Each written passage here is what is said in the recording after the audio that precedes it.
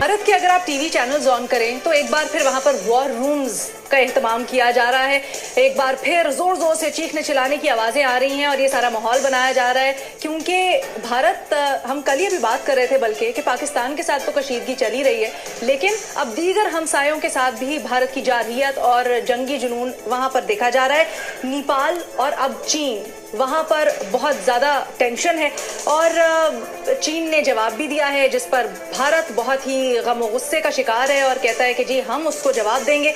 अब ऐसी सूरत हाल में क्या आगे होने जा रहा है? अपने एनालिस्ट से हमारा सवाल कुछ यूं है कि खित्ते में हमसायों से भारत का ये बढ़ता हुआ जारहाना रवैया क्या फौरी जंग का बायस बन सकता है?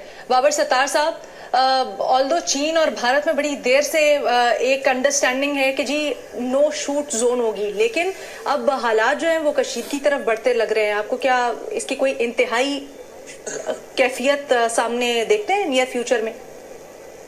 देखिए, मुझे नहीं लगता कि एक बड़ी जंग होगी, क्योंकि एक बड़ी जंग अगर इंडिया चाइना के दरमियान होती है तो बहुत ज्यादा नुकसान होगा।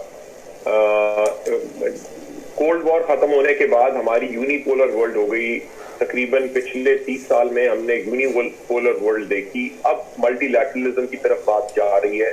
उस मल्टीलैटरलिज्म में दुनिया में अमेरिका की पावर थोड़ी रिसीड कर रही है और बाकी मुल्क जिसमें स्पेशली चाइना सामने आ रहा है। लेकिन जो अब इस सदी की बड़ी पावर्स होंगी उसमें इंडिया भी होगा, चाइना भी होगा और उनका जो रिलेशनशिप कैसे इवॉल्व होता है। सो जो पावर डायनेमिक है पूरी दुनिया की तब्दील हो रही है, यहाँ पे भी तब्दील होगी। एक बॉर्डर डिस्प्यूट है दोनों के दरमियान।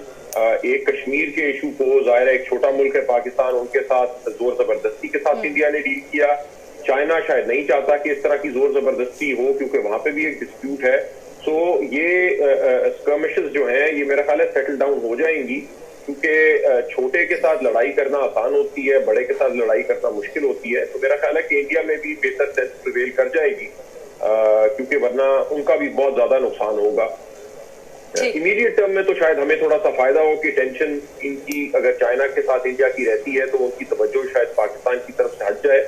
लेकिन लॉन्ग टर्म में अगर इस खित्ते के अंदर हम अमन देखना चाहते हैं तो बड़ा जरूरी है कि जिस तरह के इनिशिएटिव चाइना ले रहा था, रोड और बेल्ट इनिशिएटिव के, इकोनॉमिक इंक्लूजन की तरफ बात जाए बजाय इसके कि आप जंगों की तरफ जाए।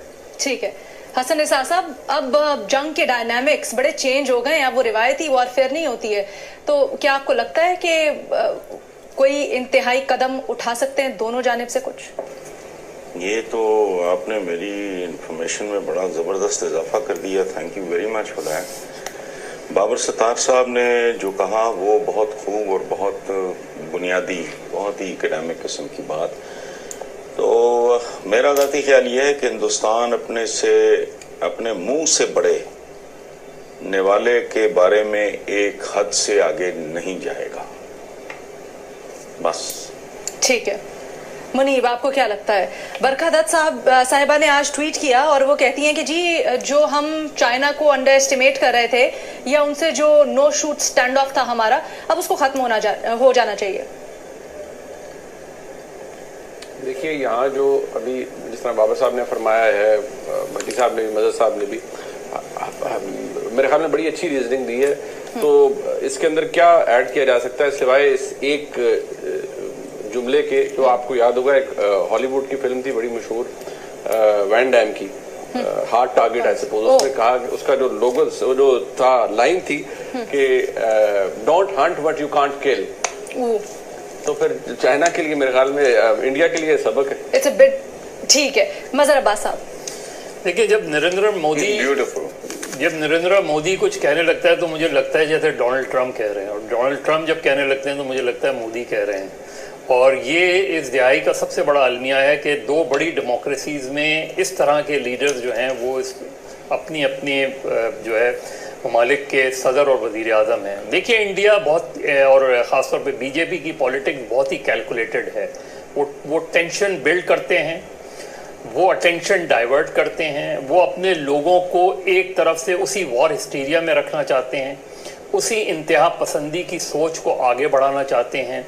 और इंतहा पसंदी की सोच कुछ इंतहा पसंदाना इक़दामात से ही आगे बढ़ती है। वो एक नेगेटिव पॉलिटिक्स पे बिलीव करते हैं, वो नफ़रत की सियासत पर बिलीव करते हैं। वो समझते हैं कि इस तरह की सियासत करने से लोगों के जो अपने मसाइल हैं, और जाहिर है एक ख़ास सिचुएशन जब आप डेवलप करते हैं तो कौम, वो समझते हैं कि कौम यूनाइट हो जाती है, लेकिन इसके फॉल आउट्स बड़े बुरे हैं। इसके फॉल आउट में सबसे ज़्यादा मुतासर खुद इंडिया हो रहा है, खुद इंडियन सोसाइटी हो रही है। और इस वक्त की इंडियन सोसाइटी, अगर आप आज से 10, 15, 20 साल पुरानी इंडियन सोसाइटी को देखें तो बिल्कुल कंप्लीटली मुख्तलिफ माहौल पैदा हो गया है। ऐसे आप मीडिया की आपने बात की, एक ज़माने में इंडियन न्यूज़पेपर्स जो होते थे उसमें जो कॉलम्स छपते थे, जो उसके राइटर्स होते थे, आज कोई भी मुश्किल से आपको एक आध कोई सेन वॉइस इंडियन टेलीविज़न पे नज़र आएगी। ये इंडियन सोसाइटी में जो ट्रांसफॉर्मेशन नज़र आ रही है हमें, इसका नुकसान सिर्फ इंडिया को हो रहा है, इसकी तबाही